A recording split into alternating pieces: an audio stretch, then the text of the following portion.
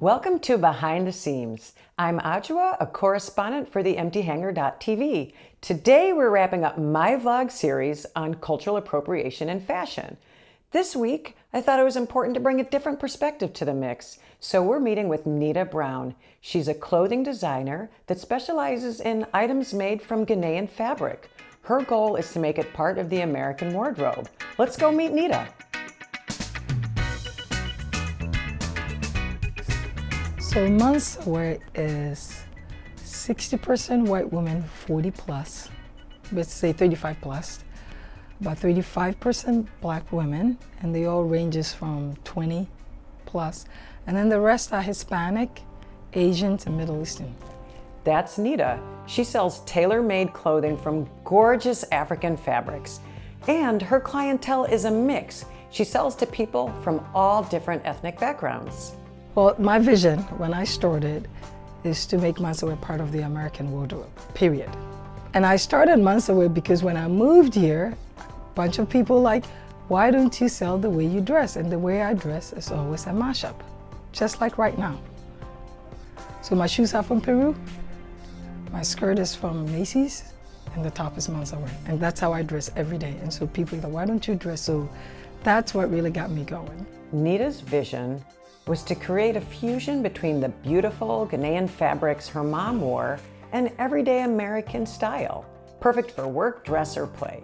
It was never her intention to market to one particular culture, so I asked her about the white models represented on her website. So that client, that particular woman, was the woman who urged me to make menswear a business. Yes, and the video was shot at her house. She was one of the people who we love the way you dress. If you sell it, I'll buy it. Menswear seems to support cultural exchange since everyone's welcome to wear her clothing. But I was curious how Nita felt about people wearing her clothing to events like Black Panther screenings or Black History Month, particularly because she wants it worn every day. Her response kind of surprised me. This is what I don't want menswear to be, and I said it in my business plan. It's not for Black History Month, and it's not for Martin Luther King Day. Because at that point, it's a costume. If you're coming in to purchase menswear for Black History Month and for Martin Luther King Day, you are not really, you are just using it as a costume. And I don't mind that you're Black. It's the same thing, you're using it as a costume.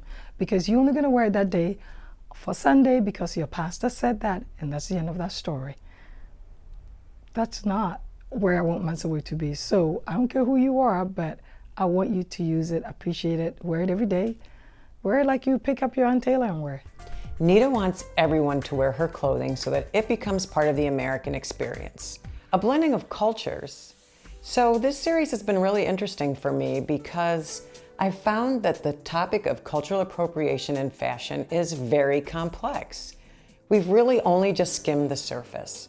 But the bottom line is, if you're considering wearing clothing from another cultural group, you may want to pause and reflect about the context and the situation you're going to be in.